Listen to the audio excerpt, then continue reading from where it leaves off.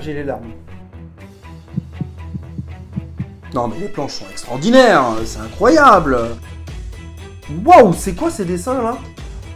Il y a des planches qui sont... J'adore. Je suis pas fan du tout de ce que je suis en train de lire. Putain, dès les premières pages, c'est archi violent.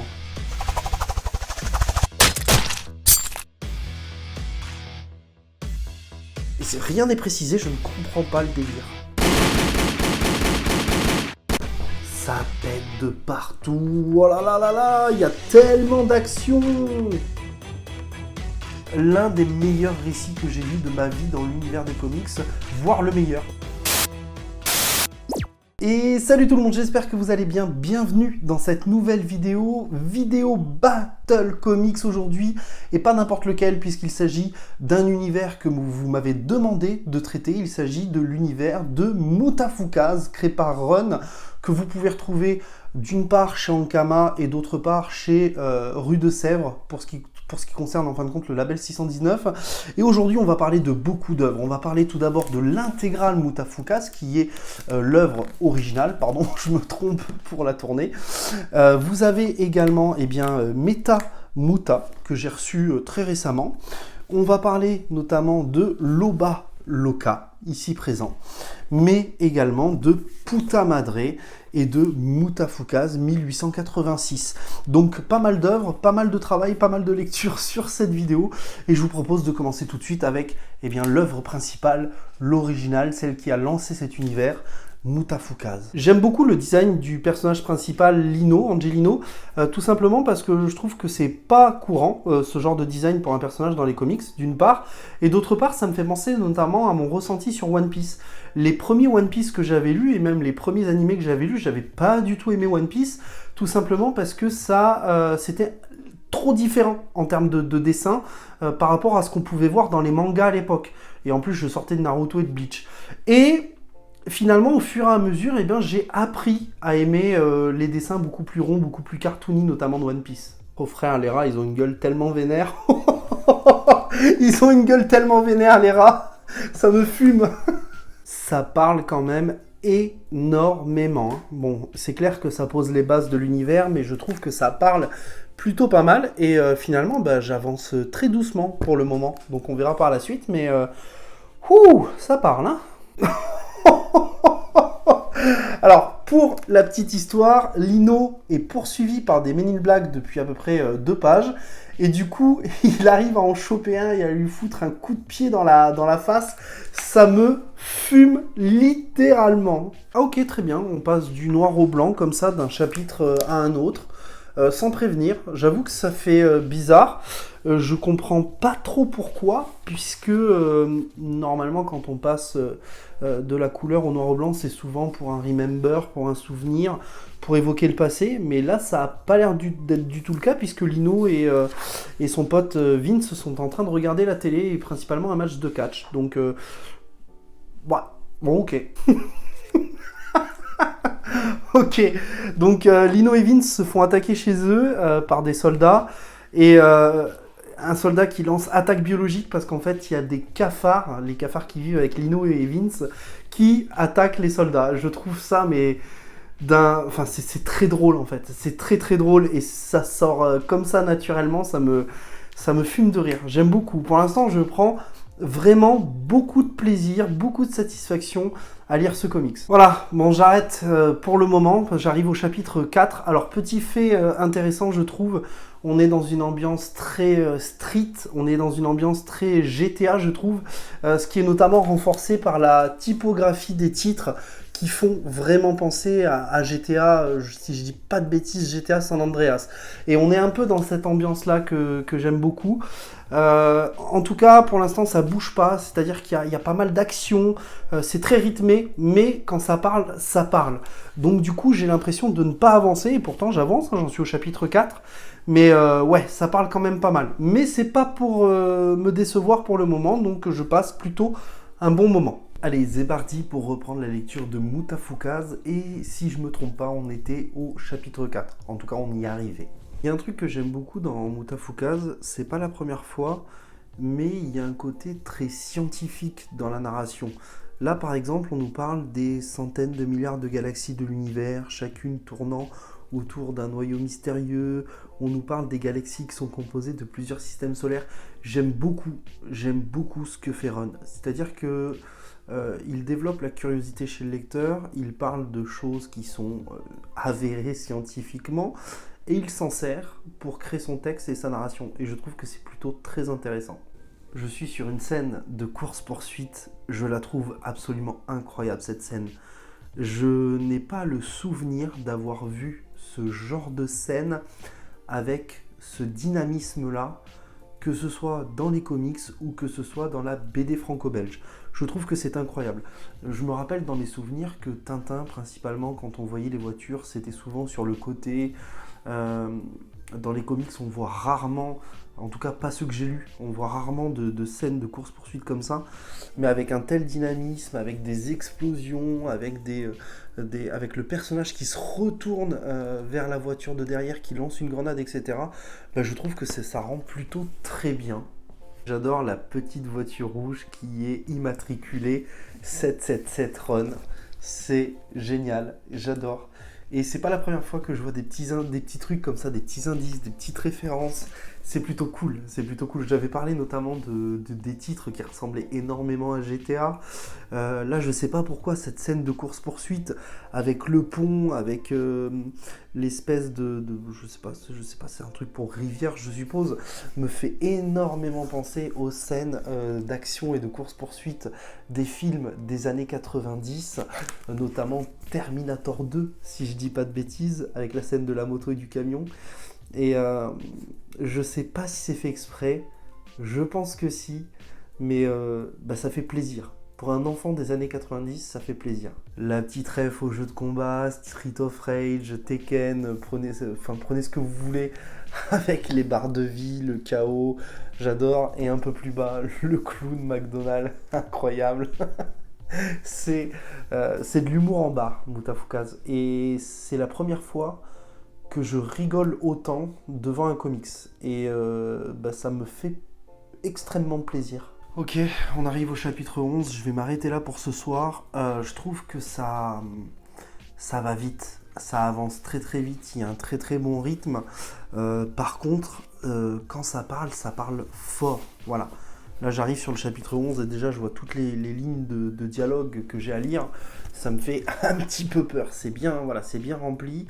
Mais j'aime beaucoup, pour l'instant je passe vraiment de bons moments, je rigole, je découvre des choses que je n'avais encore jamais remarquées, vues dans le monde des comics ou même de la BD franco-belge. Donc je passe vraiment un bon moment finalement et pour l'instant c'est une très bonne lecture, une agréable lecture. Bon, je pense que cette vidéo risque d'être assez longue, donc je pense que je vais finir Mutafoukaz l'intégrale, peut-être lire Mutafoukaz 1886, et la vidéo sera donc en 2 parties. Bref, j'arrête de discuter pour rien, on reprend au chapitre 11. On ressent vraiment l'influence hip-hop qu'a eu Ron au cours de sa carrière, de sa jeunesse, je sais pas trop. Mais ouais, il y a du graffiti, il y a de la guerre des gangs, il y a beaucoup de choses qui font penser au ghetto aussi américain, US. Et ouais, ça se ressent vraiment en fait. Si ça, c'est pas une ref à GTA, je sais pas ce que c'est. Je sais pas ce que c'est. Il y a des planches qui sont... J'adore. Juste cette pleine page, elle est juste incroyable, je trouve. Avec son petit côté cartoon vis-à-vis des personnages, l'espèce de plan comme ça. J'aime beaucoup. Pareil, encore une fois, on sent l'influence aussi au niveau du manga, genre le petit plan avec la jupe et la culotte. C'est très manga ça. C'est très japonais, je trouve. Donc oui, on ressent cette influence-là également. Et je pense que je vais avoir du mal à conclure sur cette œuvre, hein, parce qu'on arrive gentiment à la fin. Enfin, gentiment. Il reste encore 300 pages, mais je pense que je vais avoir du mal à conclure. Ça pète de partout. Oh là là là là, il y a tellement d'action. Ah, c'est incroyable. Alors, je suppose que c'est fait exprès parce que avec Ron, j'ai l'impression que rien n'est laissé au hasard. Mais du coup, on a une planche qui est à l'envers. Voilà. Normalement, le livre se tient comme ça. Mais là, on a une planche qui est à l'envers. Ah, ça y est, c'est la fin. Beaucoup de références, notamment à un film de Tom Cruise dont je ne vais pas retrouver le titre tout de suite, où il y a des extraterrestres qui débarquent et vous savez, il doit aller sauver ses deux enfants, son fils et sa fille, son fils qui veut s'engager dans l'armée notamment. Et j'aime beaucoup la fin avec le petit personnage, enfin le méchant qui nous dit « En êtes-vous sûr ?» Ok, je viens de finir Mutafukas puisqu'il restait un petit chapitre après la fin. Je vous affiche tout de suite la barre de satisfaction parce que ça va être compliqué de dire autre chose que j'ai aimé ce récit finalement. Quand je pense à Mutafukas, ça me fait penser à la critique que j'avais faite d'Ultra Mega. C'est-à-dire que ce soit Mutafukas ou Ultra Mega, ce sont deux ovnis, ce sont deux checkers d'identité culturelle qui vont mélanger différents genres mais qui vont aussi puiser dans l'influence de l'auteur. Ici, Ron notamment. Et Ron, eh ben, quand il a construit Mutafukas, il a puisé dans le hip-hop, il a puisé dans les jeux vidéo, notamment avec des refs à GTA, avec des refs au trophée Xbox, aux jeux de combat également. On a des refs au manga, avec le plan que je vous ai montré sur la jupe et la culotte, mais pas que, les combats notamment de Lino, la partie où il est chez les Japonais, il me semble. On a des refs à la BD franco-belge, on a beaucoup d'humour. Et tout ça va nous livrer un récit d'aventure complètement what the fuck, mais pour autant très intéressant. Et d'ailleurs, quand je dis what the fuck, c'est pas du tout péjoratif, hein. Moi, ce que j'ai aimé dans cette histoire, finalement, c'est que on se rapproche beaucoup dans la construction de ce récit des films des années 90 avec de l'action, avec du rythme, qui va nous présenter deux losers qui vont essayer de finalement sauver leur misérable vie en fin de compte. Et c'est un récit qui ne va pas cesser de monter en puissance tout au long. Donc c'est vraiment très intéressant, j'ai véritablement passé un bon moment. C'est un récit que je pense être un récit mature malgré l'humour et le côté what the fuck. C'est un récit un poil violent et un poil vulgaire que je ne conseillerais pas à tout public. Les gamins de 12-15 ans, ouais, peut-être 15 ans, 15-16 ans, mais en dessous, je ne conseillerais pas. Par contre, c'est vraiment le genre de récit qu'on ne trouve pas partout. Très clairement, c'est le genre de récit qu'on ne trouve pas partout. C'est le genre de récit d'aventure qu'on ne trouve pas partout. Qu'à cette construction, je l'ai dit, des films des années 90 et qui plaira, je pense, aux personnes de 25-40, je pense. Et encore 25, enfin plutôt 40 du coup pour la ref au film des années 90. En tout cas, j'ai vraiment passé un bon moment et j'ai hâte de passer à la suite. Allez, c'est parti pour la suite de cette vidéo avec Mutafukas 1886. Et déjà, première chose, j'adore la couverture et j'adore l'édition. Je trouve cette cover absolument incroyable. Elle est absolument géniale. Première planche et déjà j'adore les dessins. C'est incroyable. Je les trouve incroyables. Alors, d'ailleurs, je vais en profiter pour dire quelque chose que j'avais pas forcément dit sur Mutafukas, mais lorsque j'avais interviewé Ron, il disait qu'il avait toujours eu le syndrome de l'imposteur lorsqu'il devait dessiner. Moi, je pense pas qu'il a à rougir. Il nous livre vraiment de très belles planches avec beaucoup de détails et les dessins sont vraiment très bien faits. Moi, je m'attendais à pire et j'ai vu pire dans le monde du comics. Maintenant, effectivement, quand je vois ce genre de planches, bah, tout de suite, je sens qu'il y a eu un dessinateur avec lui. Et du coup, Simon Hutt, que je ne connais pas, il me semble. Alors, je l'ai peut-être vu sur le Raider, mais j'ai pas fait attention. Alors, j'avais très peur en lisant les premières pages, parce qu'on m'a toujours dit que Mutafukas 1886, en fait, était une redite de Mutafukas, mais version western. Pour l'instant, ça semble pas être le cas. C'est dingue comment l'ambiance western est très bien retranscrite. J'aime beaucoup. Je trouve... Lino a un tel charisme, genre vraiment, cette planche, Lino a un charisme de dingue, c'est incroyable je trouve. Alors c'est vraiment intéressant du coup parce que on retrouve certains personnages de l'univers de Mutafukas, mais dans une autre position. J'aime beaucoup le fait que les hommes en noir sont finalement des chasseurs de primes, par exemple, je trouve ça intéressant. L'humour, je le trouve dosé différemment et c'est plutôt encore une fois intéressant parce que bah voilà, là par exemple on a le groupe de Maccabée, ça me fait trop rire. Non mais les planches sont extraordinaires, c'est incroyable. J'aime trop, regardez-moi ce personnage là, il est magnifique et juste à côté on a une pleine page qui nous fait penser à une affiche, vous savez les morts ou vifs, mais c'est incroyable, elles sont trop belles et j'adore les couleurs, elles sont absolument incroyables. Et on tourne, regardez, on tombe sur ça, c'est juste incroyable. Non, c'est trop beau, j'aime trop, j'aime trop. J'aime beaucoup toutes les pages qui ont été ajoutées, par exemple ça, vous voyez, on a beaucoup d'informations et encore une fois, c'est un peu comme les lowriders ou comme dans différents récits que produit le label 619, mais c'est bourré d'informations et les gens les plus curieux, et ici du coup les gens qui s'intéresseront à l'histoire, eh ben, vont kiffer, tout simplement. Et on peut en dire ce qu'on veut, certains penseront que c'est des bonus pas forcément intéressants, mais moi je trouve ça hyper intéressant de voir quelle a été l'inspiration de Ron pour son histoire et qu'il arrive à retranscrire les faits dans une BD, dans un comics d'aventure aux allures un peu what the fuck. Donc c'est plutôt intéressant, je trouve. Ok, Mutafukaz 1886 fini. En même temps, ça se lit beaucoup plus vite que Mutafukaz l'intégrale, donc c'est normal. Pour être très sincère, j'ai peut-être plus aimé Mutafukaz 1886 et je vous affiche tout de suite la barre de satisfaction. D'une part parce que j'avais peur, on m'en avait vraiment parlé comme une copie de l'intégrale de Mutafukaz mais transposée dans une version western, mais c'est pas une transposition idiote, loin de là. Je trouve que Ron arrive à reprendre les éléments de Mutafukaz en les transposant avec intelligence. On va reprendre certains personnages, on va reprendre l'humour qui, je trouve, dans ce récit est beaucoup plus fin que dans Mutafukaz.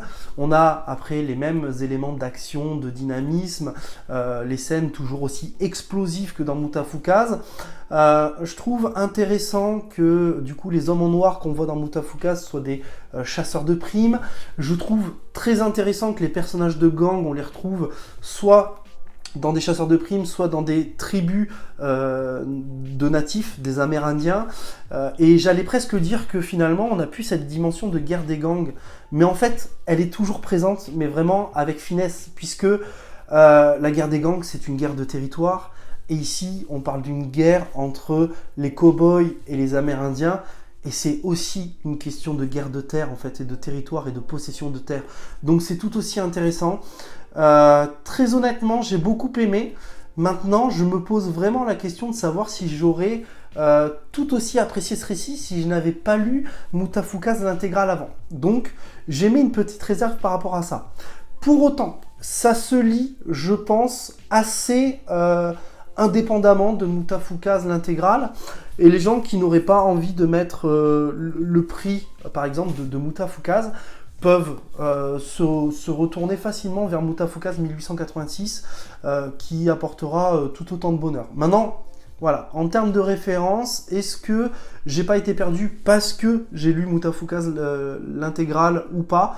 Je n'en sais rien, mais je trouve que c'est quand même un récit relativement accessible. Je vous propose tout de suite de commencer Puta Madre, mais afin que cette vidéo ne soit pas trop longue, je vous invite tout de suite à visionner la deuxième partie qui est déjà en ligne.